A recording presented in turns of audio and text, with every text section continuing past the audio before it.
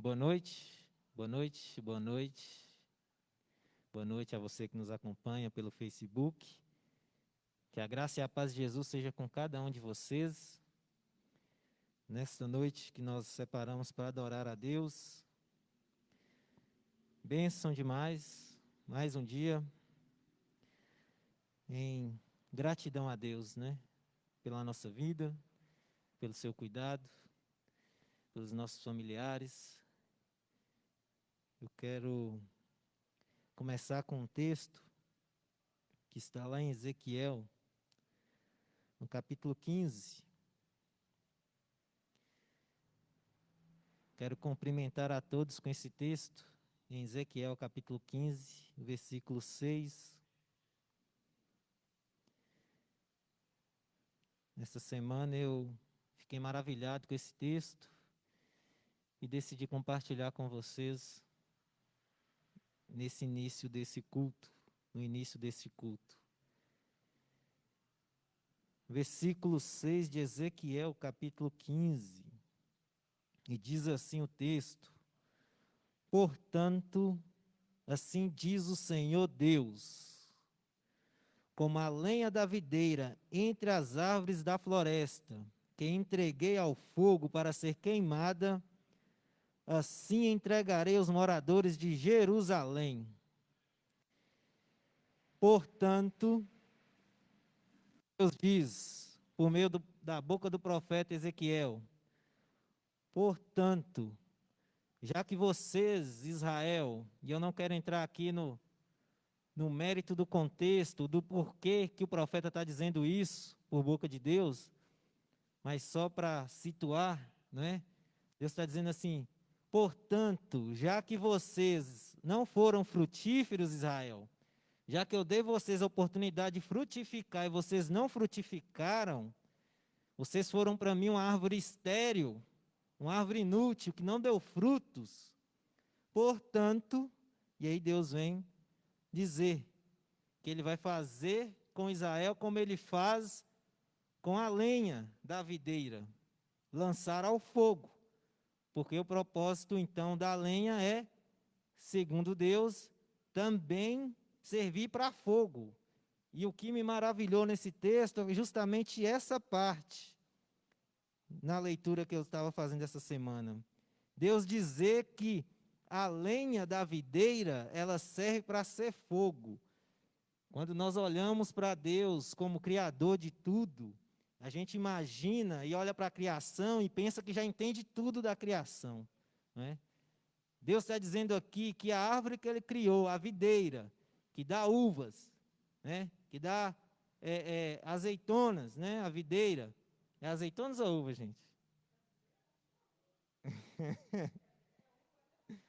Hã? É uva, né? Ah, então tá bom. Assim como ela dá esse fruto, não é? Deus criou ela para dar fruto entre as árvores. Deus está dizendo que Ele pensou na criação, Ele pensou que essa árvore seria boa para queimar, para ser lenha. E você talvez já tenha escutado alguém dizer assim: ah, mas essa árvore aqui não é boa para queimar. Essa aqui já é boa para queimar, não é? Então, nós vemos como que Deus é um Deus criativo, como que Deus é um Deus que prepara tudo para nós. Porque Ele criou a árvore para frutificar. Só que Ele deu outras utilidades à árvore. E que o texto está dizendo que foi Deus que fez isso.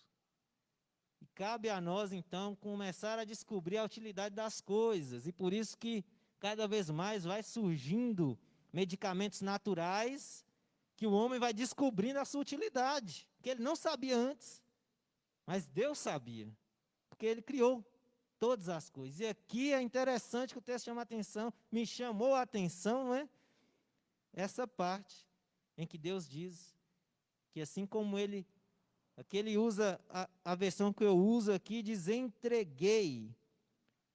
A versão NVI vai dizer destinei. A ideia é que Deus, Ele criou a árvore, mas também deu ela esse propósito, de servir como lenha. Isso mostra o cuidado de Deus. Isso mostra o quanto nós precisamos confiar na providência de Deus, o quanto nós precisamos confiar na sabedoria de Deus, o quanto precisamos confiar em Deus. Por isso nós estamos aqui nessa noite, como expressão dessa confiança. Por isso vamos prestar culto a Deus nessa noite, como uma forma de comunicarmos a Deus a nossa gratidão, porque Ele não só nos criou, mas Ele criou várias coisas para nós usufruirmos, para nós utilizarmos. E isso é maravilhoso. E isso é glorioso. E isso é motivo para a gente engrandecer a Deus. Só isso. Se nós soubéssemos que Deus fez só isso por nós, o quanto a gente não faz com a lenha ao fogo. O quanto. Pensa bem. E isso é só uma coisinha que Deus fez, de tantas outras, para que a gente se alegrasse, confiasse no cuidado dEle, na ação dEle em nossa vida. Eu quero orar com você. Feche seus olhos, baixe sua cabeça. Vamos colocar a nossa vida diante de Deus nesse momento, culto que vamos prestar a Ele. Deus, nós engrandecemos ao Senhor, porque a Tua palavra ela é fonte inesgotável. Bênção demais, Deus. Obrigado pela Tua palavra. Obrigado porque ela sempre traz, Deus, verdade sobre o Senhor para a nossa vida. Nos revela o quanto o Senhor é maravilhoso, quanto o Senhor é grandioso. Nos coloca em nosso lugar como criaturas, como filhos, como pessoas que precisam ser conduzidos pelo Senhor. Que de fato a Tua palavra diz que nós devemos ser como ovelhas, porque o Senhor é o sumo pastor. E por isso, ó Deus, nós colocamos a nossa vida diante do Senhor, nosso coração, para que o Senhor nos conduza como ovelha do Teu rebanho, do Teu pastoreio. Obrigado, Deus, pela Tua providência em nossa vida. Obrigado, Pai, porque o Senhor criou todas as coisas e pensou também em nós. Nós estávamos no centro da Tua criação, nós estávamos ali, Pai, colocados como coroa da Tua criação, como selo, ó Deus, da Tua bondade, da Tua graça, do Teu amor. E nós Te louvamos por isso, engrandecemos o Teu nome por isso, porque o Senhor é um Deus misericordioso, o Senhor é um Deus amoroso. Obrigado, Senhor. Obrigado pelo dia de hoje. Obrigado por tudo que nós podemos fazer hoje. Obrigado pelas lutas de hoje. Obrigado pelos nossos encontros, pelos relacionamentos que nós tivemos, pelas nossas conversas. Obrigado, Deus, porque é bênção do Senhor. Viver, existir, é bênção do Senhor. E por isso nós Te agradecemos. Colocamos nosso coração diante do Senhor nessa noite.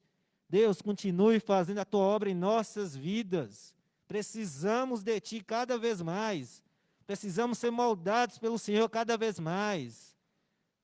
Ó Pai, tem misericórdia de nós. Compadece de nós, Deus. Perdoa os nossos pecados, Senhor. Perdoa as nossas faltas. Perdoa o nosso coração negligente, nosso coração que só deseja para nós. E muitas das vezes nos esquecemos do Senhor. Perdoa-nos, Deus. Em nome de Jesus nós Te pedimos por isso. Te pedimos que receba o nosso culto nessa noite. Os cânticos que vamos entoar, as orações que vamos fazer, como essa agora, Deus. Receba no trono da graça do Senhor. Fala conosco através da Tua palavra, que é viva e eficaz. E nos molda, nos transforma conforme o Teu querer, nos dirige, Deus. É o desejo do nosso coração. É assim que nós oramos, gratos por tudo, no nome santo do Senhor Jesus. Amém. E graças a Deus. Vamos cantar então, ter um momento de cânticos. A irmã Marilene vai cantar hoje. Vamos cantar 2 hinos separados para essa noite.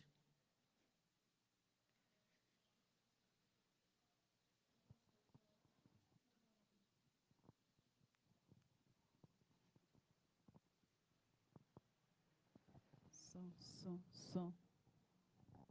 Então vamos louvar ao nosso Deus, né? Pelo dom da vida e louvar ao nosso Deus pelo dom do nosso Senhor Jesus Cristo, que Ele mandou aqui na terra para morrer no nosso lugar.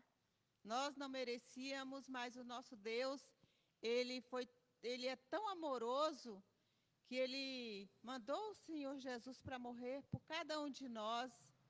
E o amor é dom de Deus. Não é nosso, mas é dom de Deus para nós. E que nós venhamos reconhecer esse amor de Deus para conosco. Amém? Então, que os irmãos acompanhem juntos. Vamos cantar todo mundo junto para glorificar o nome do nosso Deus. Louvamos, ó Deus, pelo dom de Jesus, que por nós pecadores foi morto na cruz. Aleluia, toda glória te rendemos sem fim. Aleluia, tua graça imploramos, amém. Louvamos, ó Deus, e ao teu Filho de amor, que foi morto, mas vive, Supremo Senhor. Aleluia, toda glória te rendemos sem fim. Aleluia, tua graça imploramos, amém. Louvamos, ó Deus, pelo Espírito luz, que nos tira das trevas e a Cristo conduz. Aleluia, toda glória te rendemos sem fim. Aleluia, tua graça imploramos, amém. Ó, vem nos encher de celeste fervor e fazer-nos fruir teu afável amor. Aleluia, toda glória te rendemos sem fim. Aleluia, tua graça imploramos, amém. Glória a Deus.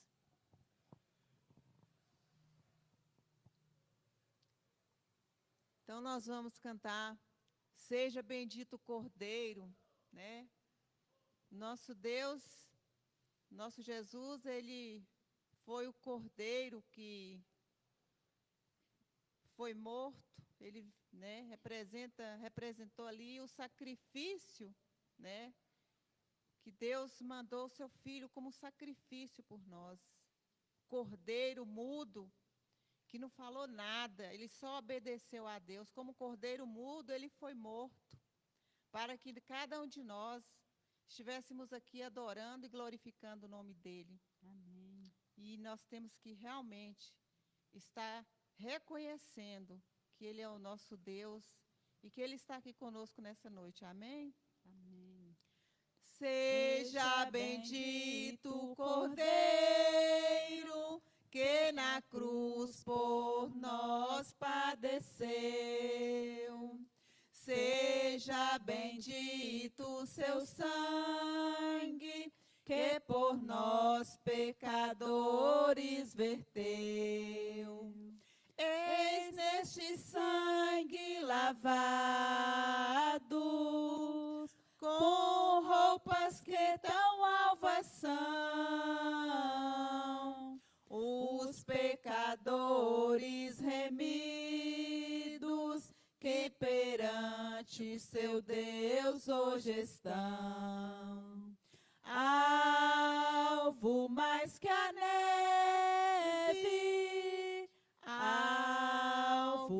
mais que a neve. Se neste sangue lavados, mais alvos que a neve serei. Quão espinhosa coroa que Jesus por nós suportou. Oh, quão profundas as chagas que nos prova o quanto Ele amou. Eis nestas chagas pureza para o mais torpe pecador, pois que mais alvo que a neve, o teu sangue nos torna, Senhor. Alvo mais que a neve, alvo mais que a neve, se neste sangue lavado, mais alvo que a neve serei. Se nós a ti confessarmos e seguirmos na sua luz, tu não somente perdoas, purificas também, ó Jesus. Sim, de todo pecado, que maravilha desse amor,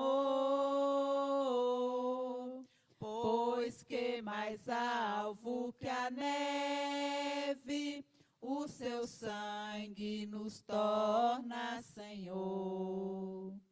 Alvo mais que a neve, alvo mais que a neve, se neste sangue lavado,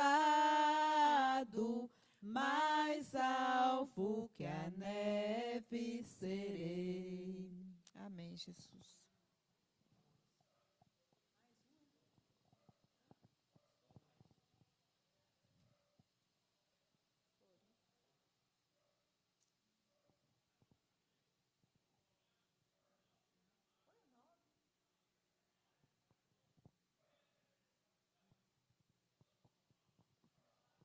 Então nós vamos cantar Santo, Santo, Santo, que o nosso Deus, ele é santíssimo.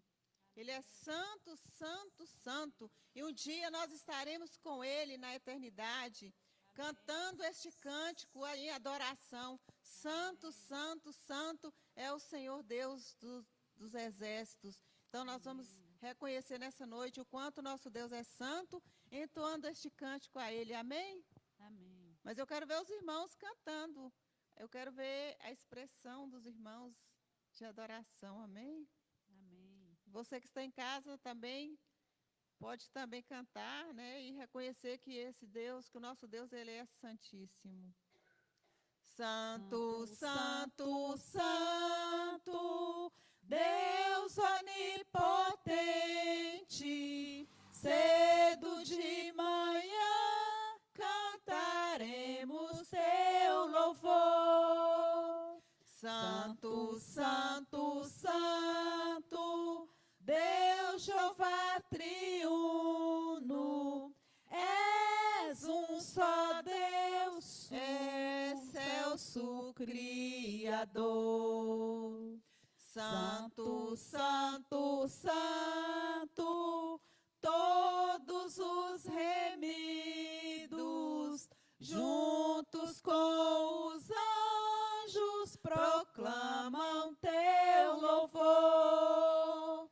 Antes de formar-se o firmamente a terra, eras e sempre és, e há de ser, Senhor. Santo, santo, santo, nós os pecadores não podemos glória sem tremor.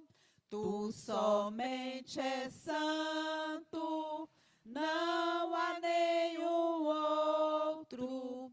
Puro e perfeito é Celso benfeitor.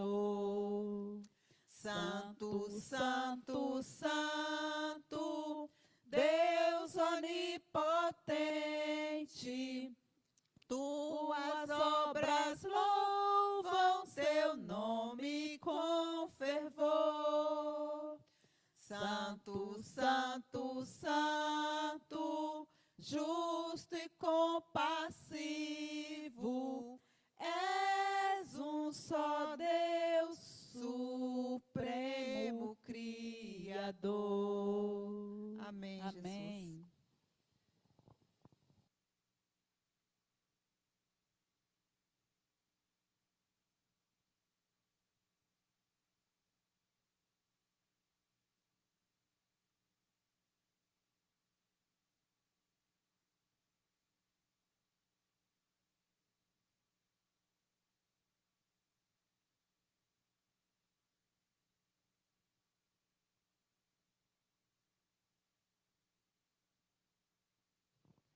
Amém.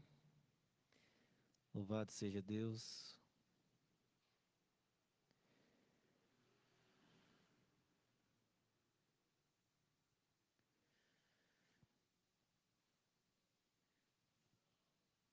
Começo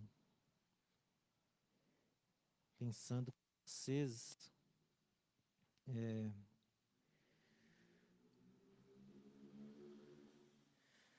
como que as pessoas veem a igreja. Quando elas passam pelas igrejas, o que elas pensam sobre ela? O que você já ouviu do seu vizinho sobre a igreja? O que você já ouviu de um parente seu que não é cristão, que não é crente, sobre a igreja?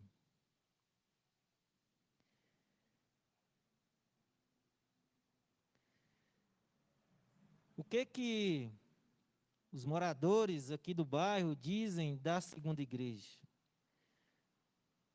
O que os moradores daqui do bairro dizem sobre as outras igrejas? Como que eles veem a igreja? Será que as igrejas elas têm demonstrado o propósito pelo qual Deus as criou? Será que elas têm sido vistas desta maneira? Será que nas suas atividades, nos seus encontros, elas têm comunicado aquilo que Deus as criou para que assim elas fizessem, de acordo com aquilo que Deus as criou? Nós estamos estudando a carta aos Efésios, e Efésios é a parte da Bíblia que mais fala sobre a igreja de Jesus, sobre o que é ser igreja. E hoje nós vamos ler o capítulo 3 de Efésios. Abra sua Bíblia em Efésios, no capítulo 3. Nós vamos ler dos versículos 1 ao versículo 13.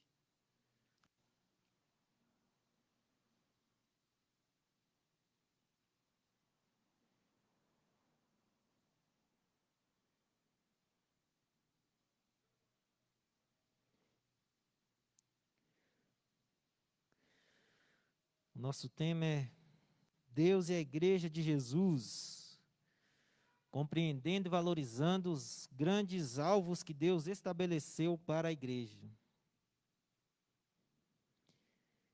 E nós vamos ler do versículo 1 ao versículo 13.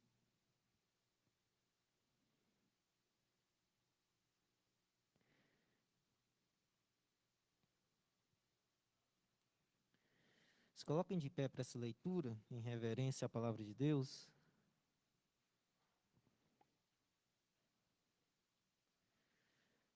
Vamos fazer a leitura que se segue assim, capítulo 3, versículo 1 ao versículo 13. Por essa razão, eu, Paulo, o prisioneiro de Cristo Jesus, por amor de vocês, os gentios, se é que vocês ouviram falar a respeito da dispensação da graça de Deus a mim confiada em favor de vocês, pois segundo uma revelação, me foi dado a conhecer o mistério, conforme escrevi há pouco, resumidamente. Ao lerem o que escrevi, poderão entender a minha compreensão do mistério de Cristo, o qual, entre outras gerações, não foi dado a conhecer aos filhos dos homens, como agora foi revelado aos seus santos apóstolos e profetas pelo Espírito. O mistério é que os gentios são co-herdeiros, membros do mesmo corpo e coparticipantes da promessa em Cristo Jesus, por meio do Evangelho, do qual fui constituído ministro, conforme o dom da graça de Deus a mim concedida segundo a força operante do seu poder. A mim, o menor de todos os santos, foi dada esta graça de pregar aos gentios o evangelho das insondáveis riquezas de Cristo e manifestar a todos qual é a dispensação do mistério, que durante tempos passados esteve oculto em Deus, que criou todas as coisas. E isso para que agora, pela igreja, a multiforme sabedoria de Deus se torne conhecida dos principados e das potestades nas regiões celestiais, segundo o eterno propósito que Deus estabeleceu em Cristo Jesus, nosso Senhor. Em Cristo, temos ousadia e acesso a Deus com confiança, mediante a fé nele. Portanto, eu peço que não desanimem por causa das minhas tribulações em favor de vocês, pois isso é motivo de honra para vocês. Vamos orar mais uma vez? Deus eterno, grande é o Senhor e digno de ser louvado. Nós te agradecemos por mais esse privilégio que o Senhor nos dá de ler a Tua palavra, de ter acesso à Tua palavra. E te pedimos que o Teu Santo Espírito ilumine a nossa mente, nos dê compreensão, Pai, da Tua palavra e nos ensine aquilo que o Senhor quer nos ensinar. Fale conosco de acordo com a Tua vontade, para a glória do Teu nome, Deus. É a oração que fazemos em nome de Jesus. Amém. Depois de Paulo ter explicado os grandes alvos que Deus estabeleceu para a igreja, depois de Paulo ter dito quais são os 2 passos que Deus, então, precisa dar para que esses alvos sejam alcançados, Paulo compartilha conosco, gentios, somos nós, porque não somos judeus, ele compartilha conosco um 3º passo necessário para que a igreja ela alcance os alvos que Deus estabeleceu para ela. E esse 3º passo é que Deus une esses indivíduos e os coloca no mesmo corpo, que é a igreja. Então, nós vimos no capítulo 1, Deus planejou tudo na eternidade. No capítulo 2, vem a prática, vem a ação de Deus sobre a humanidade. E agora, no capítulo 3, depois que Deus reconcilia essas pessoas com Ele, que somos nós, todos aqueles que depositam a sua fé em Jesus, depois que Deus traz paz, não é? Depois que Deus vem e perdoa os pecados, Deus vai e reconcilia nós, né, uns com os outros. E agora, depois que Deus reconciliou uns com os outros e com Ele, Ele agora então forma o corpo, que é a igreja. Então, diante do que Paulo coloca aqui, trazendo para a igreja essa orientação do que Deus ele fez, não é?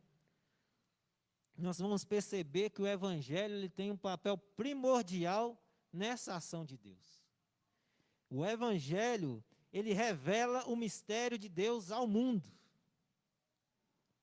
E se a gente olhar com atenção, nós vamos ver que Paulo ele começa a falar com a igreja esse mistério. O mistério de Deus. E eu começo perguntando: Qual que é a condição de Paulo enquanto ele escreve essa carta? A gente agora vai voltar um pouco, vamos lembrar do capítulo 1º e 2º. Vamos refletir um pouco sobre esses dois capítulos, pensando nessa pergunta. Qual que é a condição de Paulo quando ele escreve essa carta? Qual que é?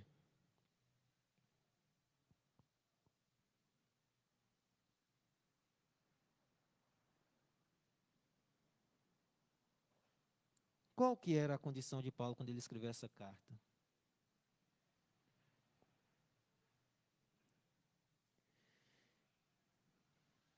No versículo 1º ele já dá uma indicação. Eu estou soprando. Ele está preso. Ele está preso. Por quê? Vocês se lembram? Vocês se lembram? Por causa do Evangelho. Paulo está preso por causa do Evangelho. E quando Paulo escreve essa carta, preso por causa do Evangelho, qual que é a condição espiritual de Paulo? Vocês conseguem lembrar, perceber, diante dos capítulos 1 e 2, que a gente meditou semanas atrás? Paulo apresenta espiritualmente estar como? Se tiver até um texto aí que você percebeu, que dá para você perceber essa condição de Paulo, você pode falar também.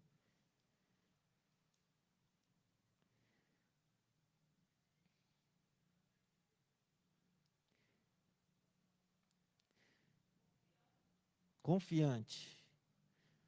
Mais alguém?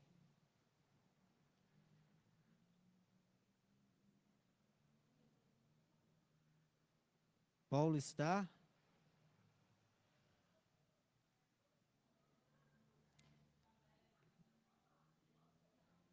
como? Estava alegre, confiante. Ele está demonstrando um estado de espírito, não é? E versículo 3, ele dá uma indicação, não é? Quando ele diz: bendito seja o Deus e Pai. Depois, no versículo 15 do capítulo 1, ele vai dizer assim: por isso também eu, tendo ouvido a respeito da fé que vocês têm no Senhor Jesus e do amor para com todos os santos, não cesso de dar graças por vocês, mencionando-os em minhas orações. Aparentemente, Paulo está num estado de espírito bom, né? Você pode perceber que ele está bem espiritualmente.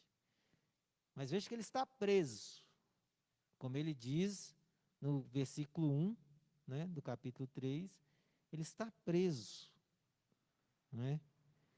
Então, ele demonstra uma tranquilidade, uma paz, uma confiança que nos surpreende.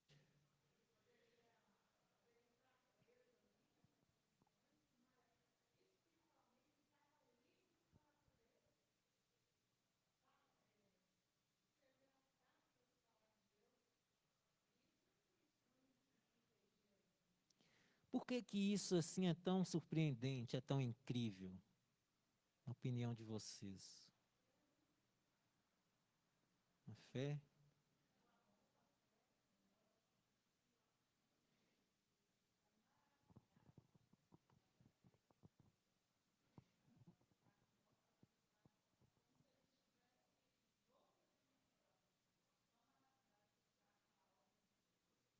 Maravilhado. O que mais? O que que vocês acham? Por que que é tão incrível isso?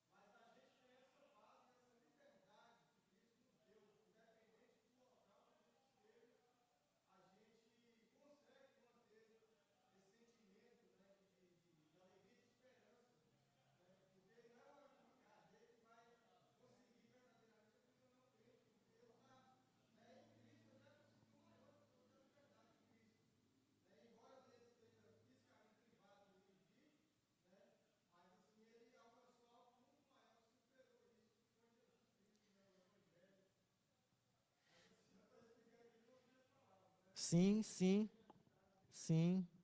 É, ver isso, né?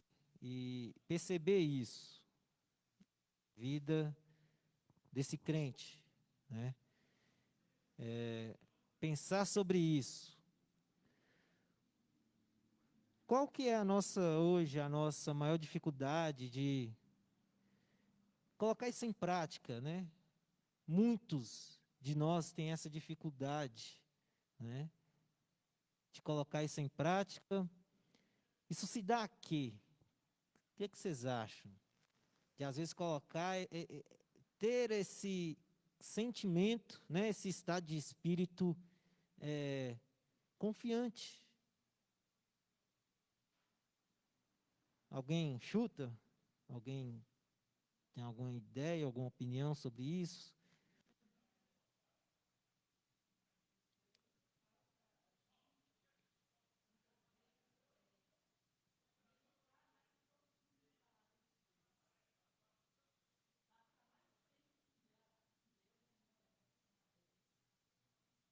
Ok. Mais alguém quer compartilhar?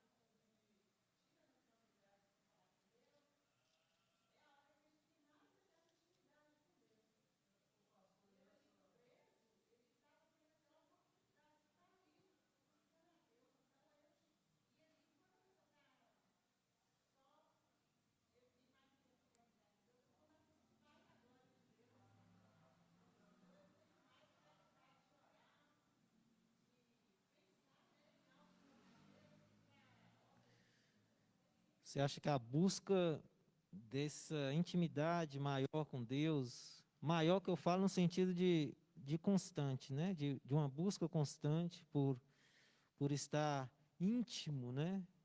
Ao Senhor, experimentar isso que é algo que o crente já tem, não é? A gente leu o versículo 3 do capítulo 1. Vocês foram abençoados com todas as bênçãos. Veja, já foi abençoado. Porém, enquanto estamos aqui na terra, o experimentar e o desfrutar precisa ser buscado, né? Porque já está disponível, se a gente seguir esse pensamento. E aí o apóstolo Paulo, parece que ele demonstra isso, né? Parece que ele demonstra uma pessoa que está interessada unicamente nesse relacionamento, porque no capítulo 1, ele tem um momento que ele ora junto com a igreja. A partir do versículo 15, se eu não estiver enganado, a Bíblia já está aí, né? Ele começa a orar com o povo. Tem um motivo específico, mas ele ora com o pessoal. E aqui também, a partir do versículo 14, depois de ele falar sobre o mistério e explicar o que mistério é esse, o mistério de Deus, ele ora também com o pessoal para que algo aconteça na vida desses crentes. E se a gente for olhar no capítulo 6, e a gente vai chegar lá com fé em Jesus, o apóstolo Paulo, em um dado momento, vai falar, insistir para que orem em todo o tempo. E a gente for olhar em outros lugares da palavra de Deus, a gente vai ver incentivos à oração, a uma vida devocional, espiritual e prática, né? Júlio.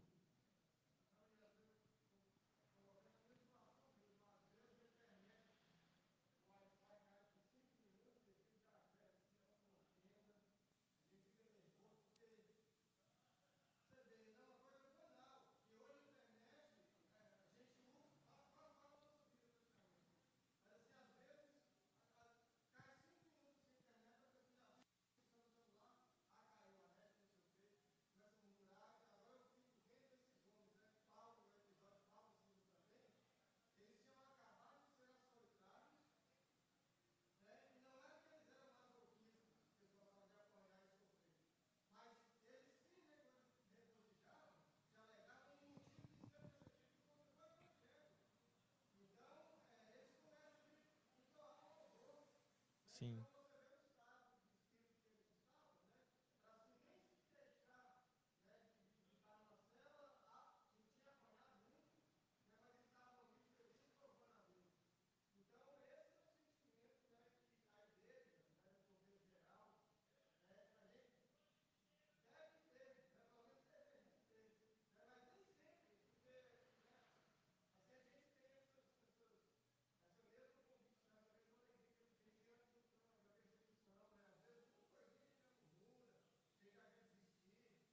Sim.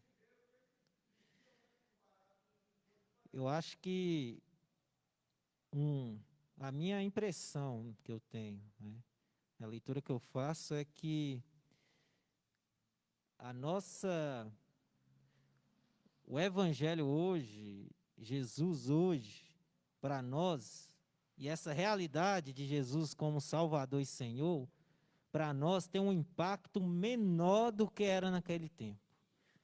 Por quê que eu penso isso? Por causa que a gente cresce num ambiente judaico-cristão, com valores do cristianismo, ainda que mais ou menos praticados, mas a gente escuta, cresce escutando Jesus, cresce escutando alguma coisa relacionada à Bíblia, e o impacto para nós, quando a gente abraça a fé e começa a caminhar na fé, é diferente do que para eles aqui. Porque Deus, o apóstolo Paulo aqui, ele está diante de uma coisa que eles esperavam acontecer, mas não desse jeito. Deus prometia que o povo que não era judeu, eles iam fazer parte do povo de Deus, do povo de Israel, mas não dessa maneira que Paulo é revelado, como ele diz aqui, né?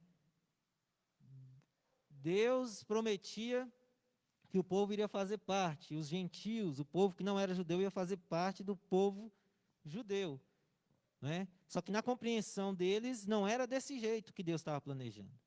Era através de rituais, né? E que esse povo ia fazer parte, né? Davi, em algum momento, ele traz pessoas que eram estrangeiras, que não eram de Israel, para estar junto com ele. Em 2 Samuel nós vamos ver isso.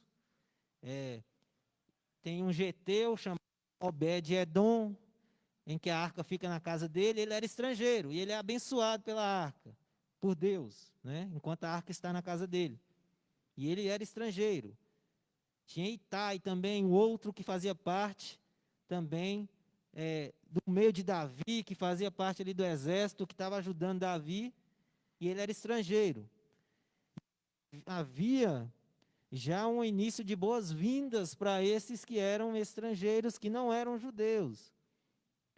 Só que para fazer parte, né, da aliança plenamente, eles tinham que se circuncidar, os homens, e havia outros homens e mulheres que tinham que passar por um ritual de purificação, para que eles pudessem fazer parte do povo de Deus.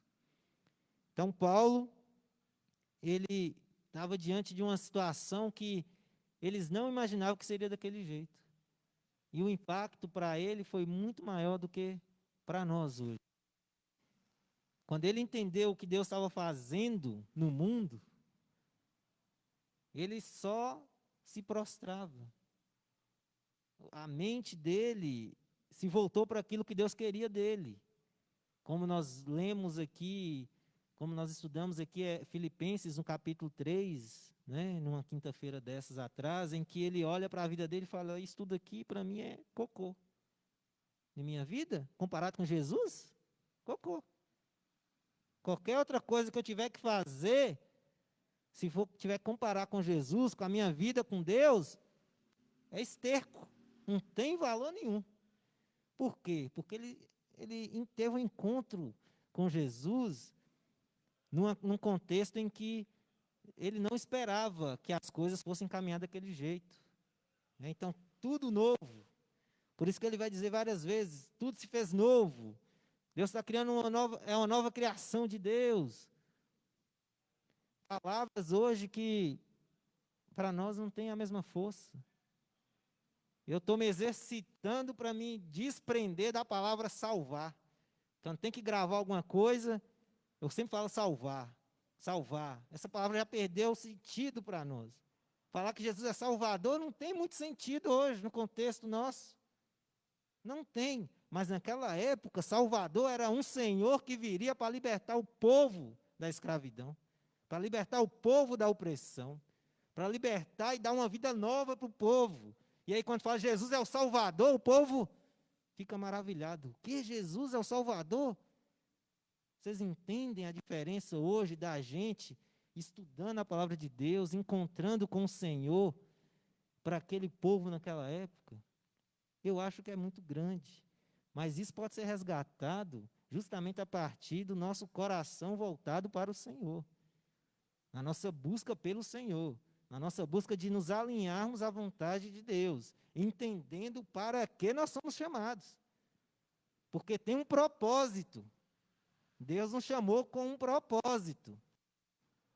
E aqui, nessa carta, nós começamos a ver qual que é o propósito de Deus para a nossa vida, a partir do momento que fazemos parte da igreja de Jesus.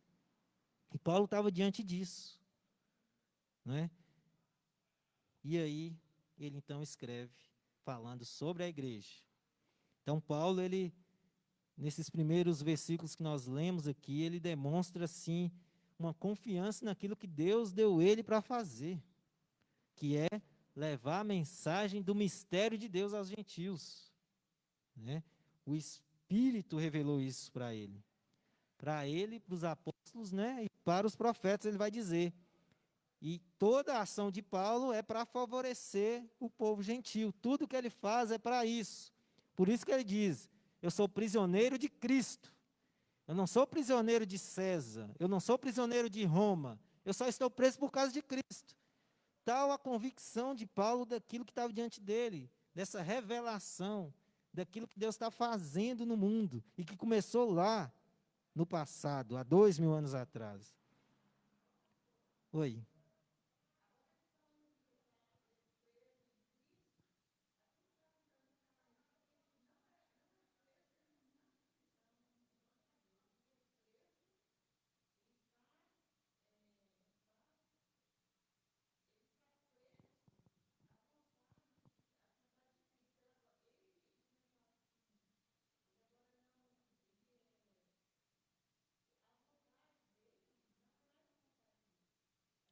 Ele está sobre a vontade de Jesus ali.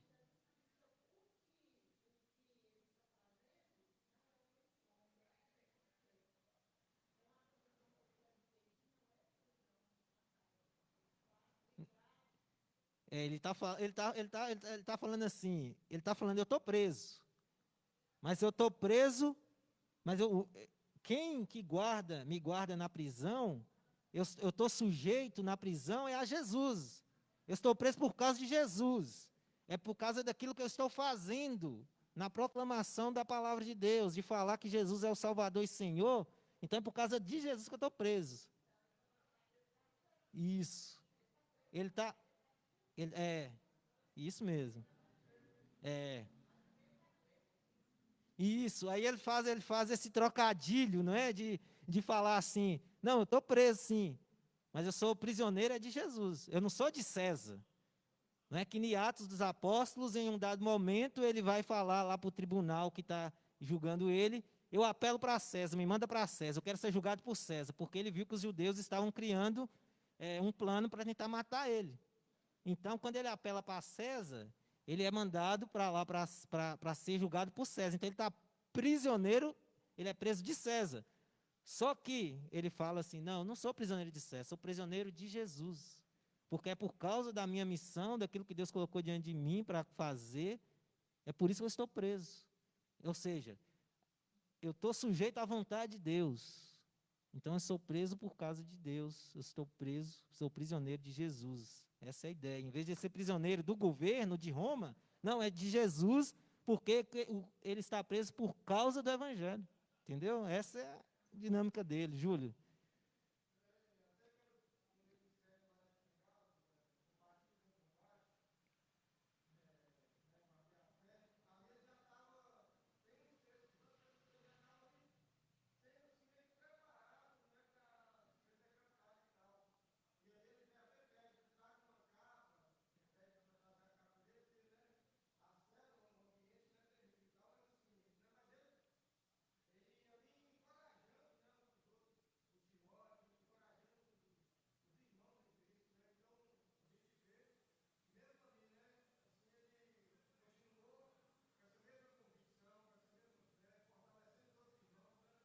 Sim.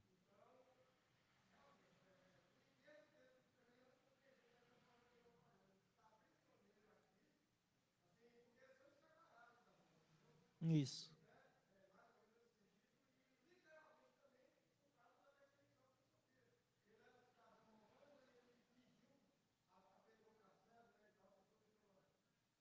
Sim.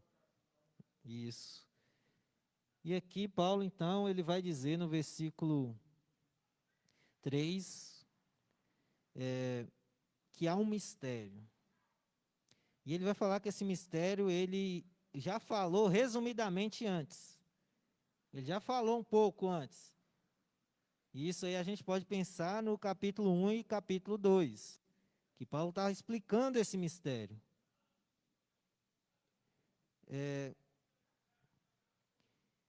Qual que é, então, esse mistério que Paulo explica aqui? Ele começa a falar sobre o mistério. Você consegue perceber qual que é esse mistério que Paulo fala?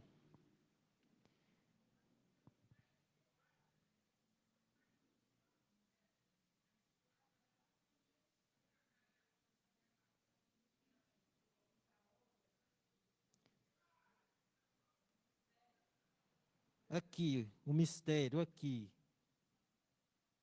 Qual que é o mistério aqui?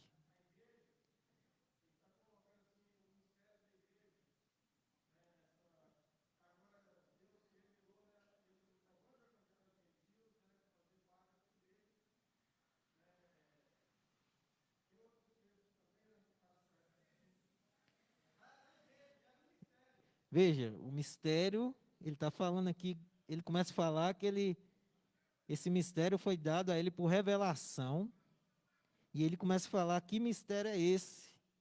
E no versículo 6 ele diz, o mistério.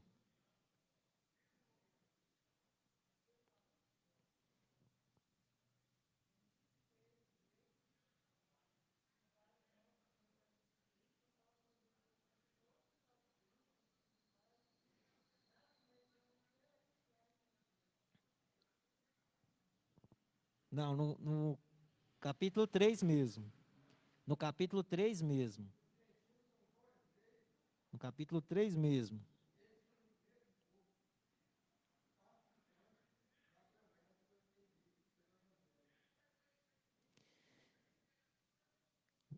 O mistério de Deus, segundo Paulo, é que agora os gentios, eles são incluídos, e a gente já falou isso um pouco, no povo de Deus.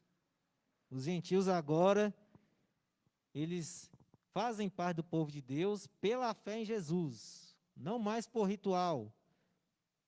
E com isso, ele está dizendo que que os judeus que guardam a lei, eles também vão fazer parte do povo de Deus pela fé em Jesus. Eles precisam também colocar sua fé em Jesus.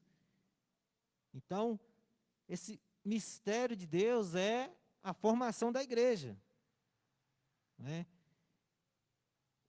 Os gentios estão no mesmo pé de igualdade com os judeus, que Deus começou a formar há muito tempo atrás, né? Desde que ele libertou o povo do Egito. Então, Deus nos coloca em pé de igualdade com os judeus. Deus agora está nos colocando para ser povo dele também. É um privilégio para nós estarmos hoje vivendo isso. É um privilégio para nós muito maior do que o povo de Israel quando eles estavam no Monte Sinai e se encontraram com Deus. Por quê? Porque nós temos o Espírito de Deus. Porque nós temos a presença de Deus real em nossa vida, real em nós. Esse mistério é algo que para Paulo era motivo de muita alegria. E essa palavra mistério, ela aparece aqui falando disso, dessa ação de Deus que estava oculta. E mistério é diferente da nossa palavra em português. Mistério em grego não é algo que você não sabe. Mistério em grego é algo que você não sabia que agora você sabe. Está voltado para algo que estava oculto, mas foi revelado. Então, toda vez que Paulo usa a palavra mistério, ele está querendo trazer, comunicar isso. Era algo que estava oculto e que agora foi revelado. Nosso mistério é algo que está sempre oculto. Nós nunca sabemos o que é. É misterioso, né? A expressão que a gente usa.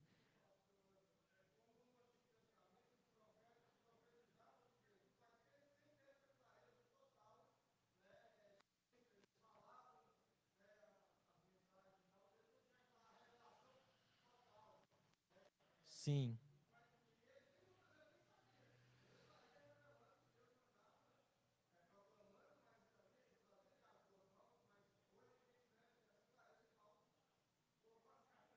Sim. Esclarece tudo aqui.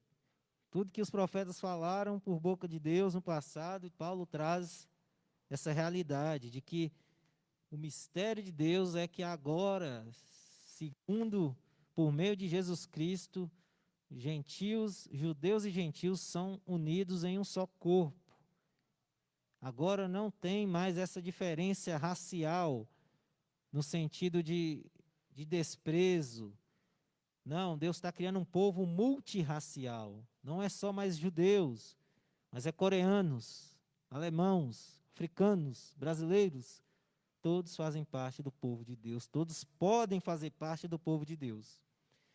E Paulo vai dizer três coisas, três privilégios que temos pela fé no Evangelho. Quando temos a fé no Evangelho, essa fé nos traz três privilégios que são maravilhosos. E no versículo 6 ele disse que é a gente ser participante juntamente com os judeus na promessa de Deus. É que agora nós também herdamos, junto com os judeus, os benefícios e as bênçãos de Deus. É porque agora nós somos herdeiros juntos, eu falei. Nós agora somos membros desse corpo. Não tem mais distinção, judeu e gentil, mas todos são um em Cristo. E em Apocalipse, no capítulo 22, quero ler esse texto.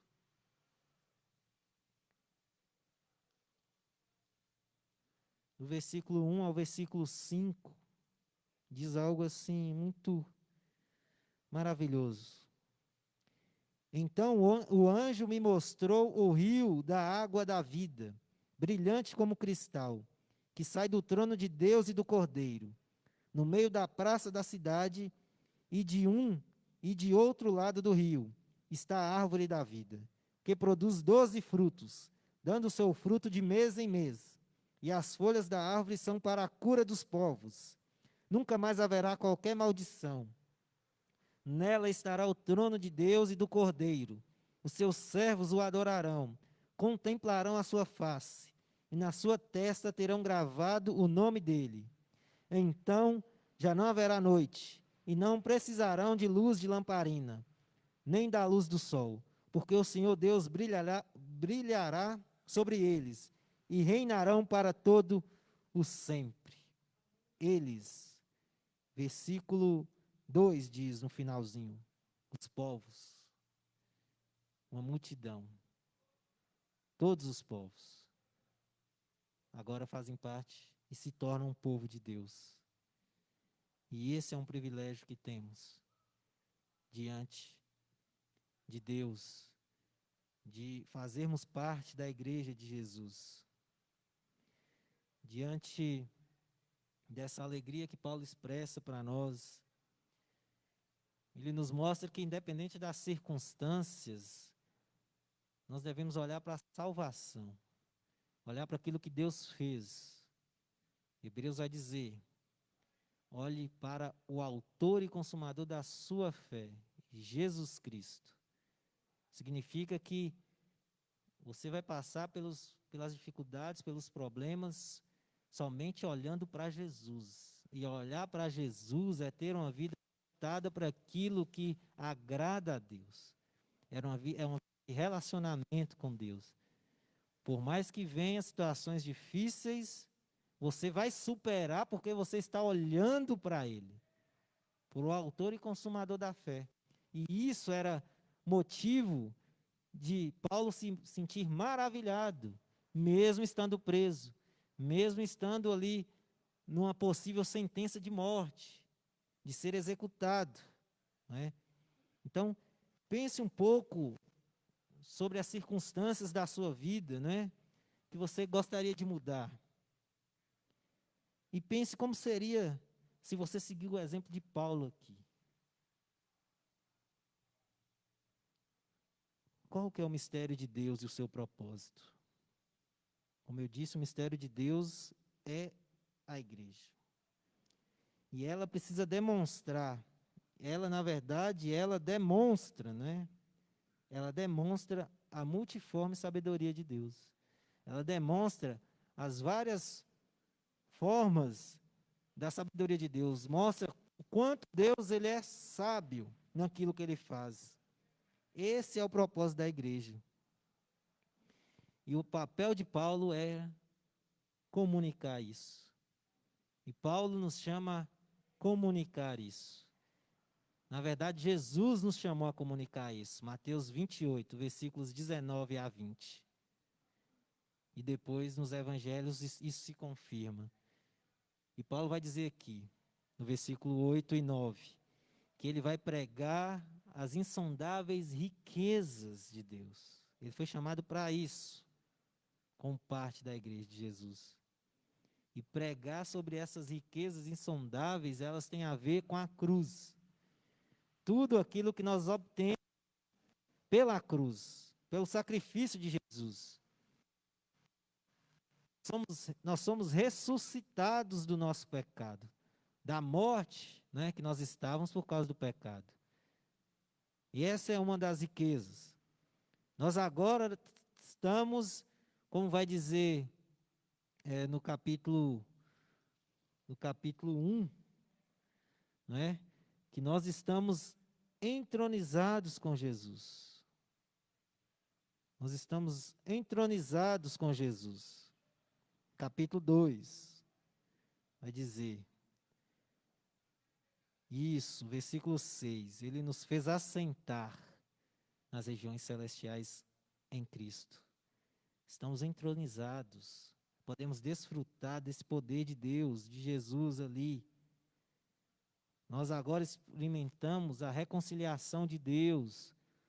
Nós agora somos aceitos por Deus. Nós podemos ter acesso a Deus com confiança de saber que Deus nos ouve, de que Ele vem ao nosso coração e pode dar paz, que é Filipenses 4 vai dizer, que excede todo o entendimento. Ele pode fazer isso, nós podemos experimentar isso de Deus. Nós agora fazemos parte da família de Deus, que nós vimos semana passada, no finalzinho do capítulo 2. Nós agora fazemos parte da família de Deus, nós somos ingressados no reino de Deus, e isso faz parte das riquezas que Jesus disponibilizou para nós, através do sacrifício dele na cruz. Nós agora nos tornamos moradia de Deus, pelo seu Espírito. Bênção também. E isso é apenas um vislumbre dessas riquezas, que vamos experimentar elas plenamente no futuro. Enquanto isso, nós experimentamos elas parcialmente, mas logo experimentaremos ela plenamente. O que Deus quis tornar conhecido? O que Deus quis tornar conhecido?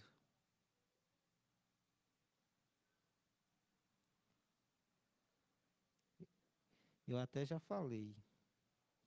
O que Deus quis tornar conhecido? Versículo 10.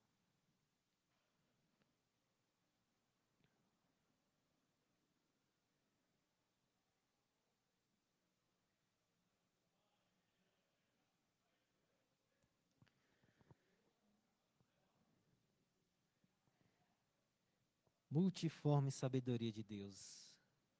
Deus quer tornar conhecido isso. E como que isso é conhecido? Através da igreja. E de que forma isso acontece?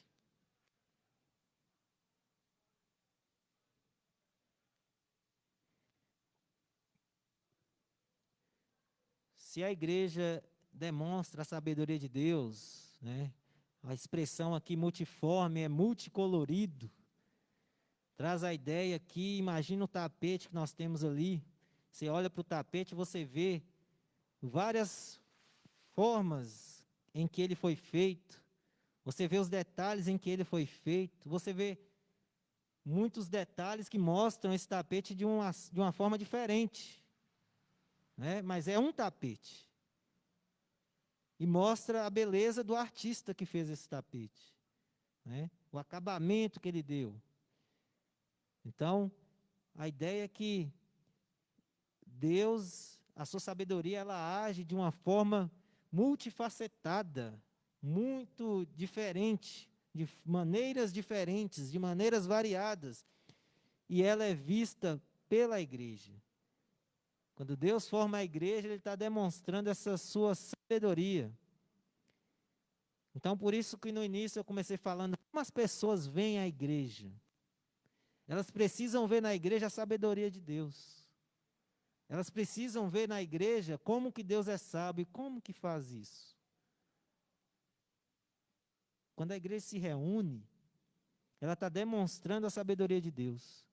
Quando a igreja age, ela está demonstrando a sabedoria de Deus. Quando a igreja está em adoração, ela está demonstrando a sabedoria de Deus. Por isso a importância da reunião dos santos.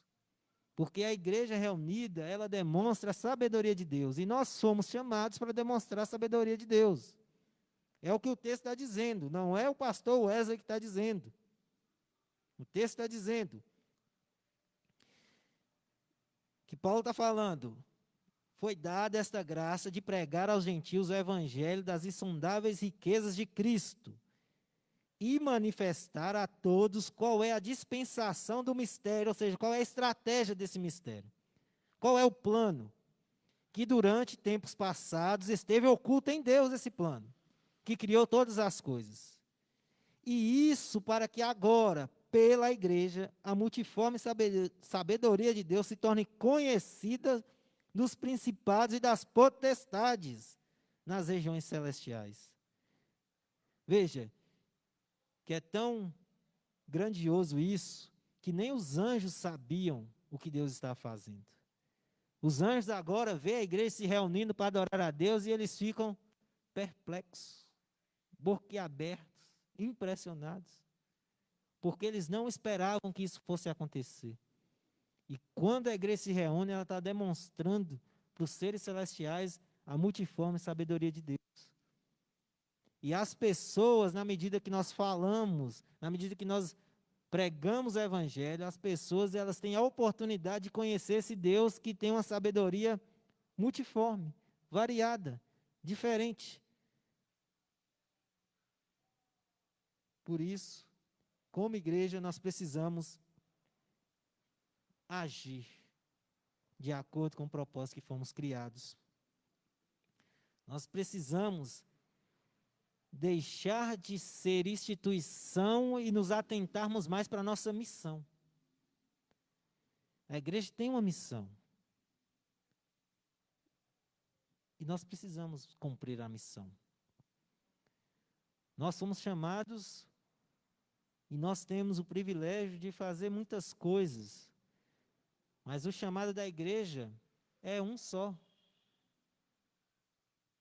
O chamado da igreja é um só.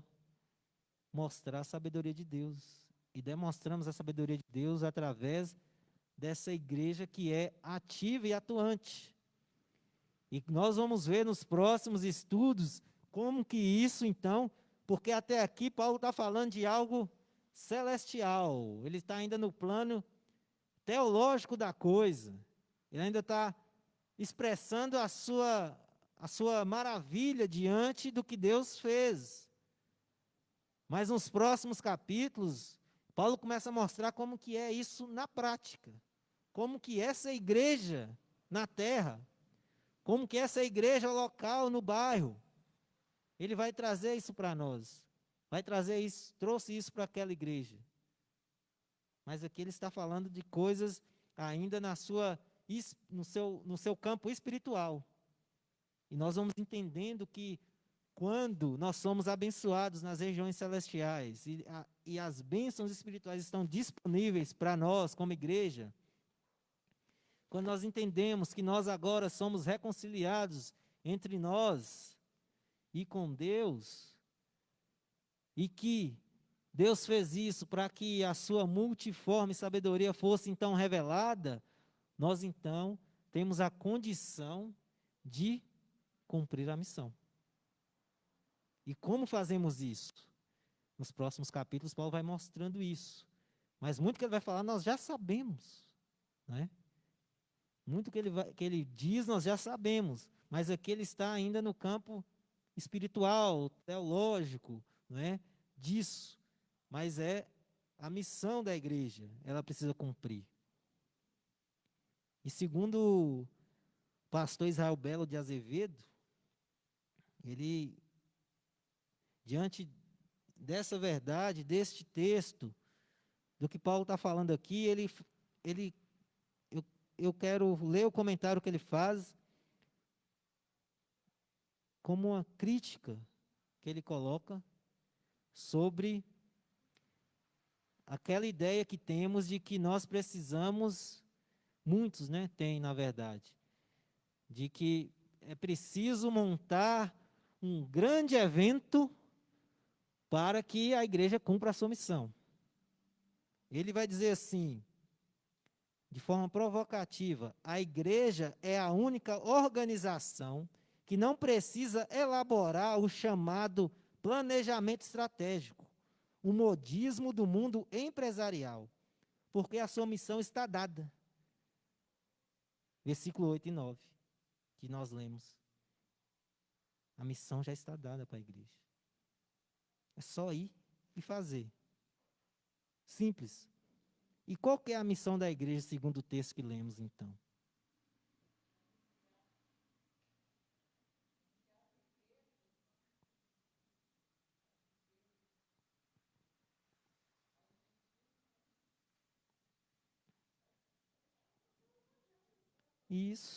Isso, anunciar o evangelho, a salvação. Essa salvação, esse evangelho, ele diz respeito ao que Paulo falou aqui, das riquezas insondáveis de Cristo, desse mistério de Deus, né? E isso tudo está no evangelho. E Paulo, então, ele encerra nesses versículos que nós lemos, né? Ele vai fazer o pedido à igreja que eles não fizessem, que eles não se desanimassem diante daquilo que ele estava passando. Porque Paulo entendia que tudo que ele passava, como eu falei, não é? Ele estava preso por causa de Jesus, por causa da missão, por causa do evangelho. Então, quando nós vemos os nossos irmãos passando por dificuldades, nós não podemos desanimar para não cumprir a missão. Porque as dificuldades que os nossos irmãos, muitos passam por causa da missão, é por benefício daqueles a qual eles estão ali cumprindo a missão. Aqueles que são alvo da missão. Então nós precisamos ter bom ânimo diante disso. E o Paulo, ele está incentivando a igreja a isso. Não se desanime pelo aquilo que eu estou passando. Porque o que eu estou passando é para a honra de vocês, para benefícios seus. E muitas das vezes a gente pode querer desanimar, a gente escuta, né, cristão morrendo ali, cristão sofrendo acolá, por causa da missão. A gente tem que manter os pés firmes diante de Deus, porque essa missão ela está sendo cumprida por benefício de outros. Porque Deus quer juntar quanta gente Ele conseguir juntar para fazer parte do seu povo. Júlio.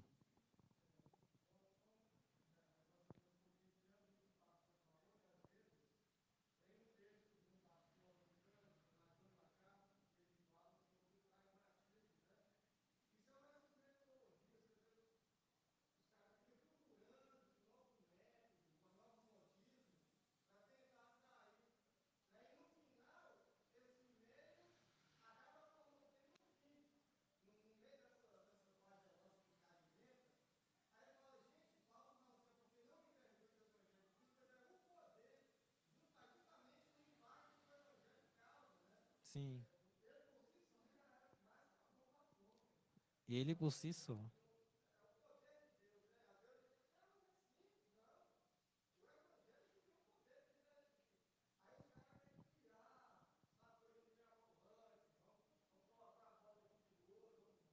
É, justamente, né? A estratégia, o pastor Israel Belo, ele não critica a estratégia em si, mas justamente isso que o Júlio está colocando aqui. Os caras querem mover céu e terra para fazer algo que não é necessário fazer isso tudo. Porque o próprio evangelho é o poder de Deus. Então, Paulo foi um estrategista. Paulo escolheu lugares específicos para pregar. Ele não pregava em qualquer lugar. Ele escolhia lugares. Isso era um meio de ser estrategista, né? Ele foi estrategista, ele pensava. E a igreja precisa pensar em algumas coisas assim, né? Mas aquela questão toda mirabolante de fazer planos, não é necessário fazer um grande show aqui na Segunda Igreja Batista para que as pessoas entrem. Mesmo porque, de novo eu falo, a igreja, ela significa chamados para fora. Igreja no grego é chamados para fora. Então a igreja, ela tem que sair. É nós que temos que ir, cumprir a missão. A gente não precisa fazer nada aqui. Como eu disse alguns domingos atrás, aqui é o nosso quartel-general. É aqui que a gente se fortalece, é aqui que a gente fortalece a nossa comunhão, é aqui que a gente fortalece o nosso conhecimento da palavra, é aqui que a gente se prepara para a guerra que é lá fora, né? Então a gente precisa ter isso em nossa mente.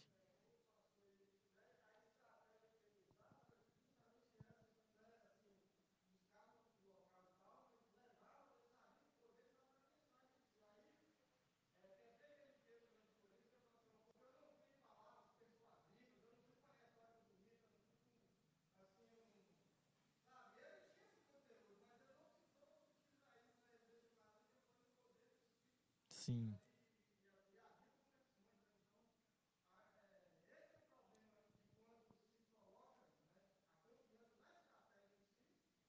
isso.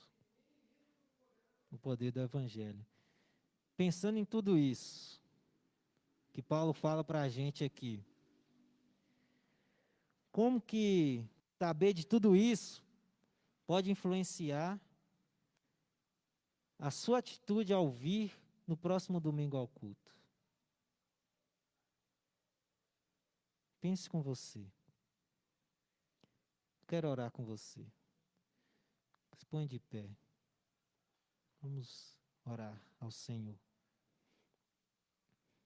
A igreja ela ocupa o lugar central na história. A história não se trata de presidentes que passaram.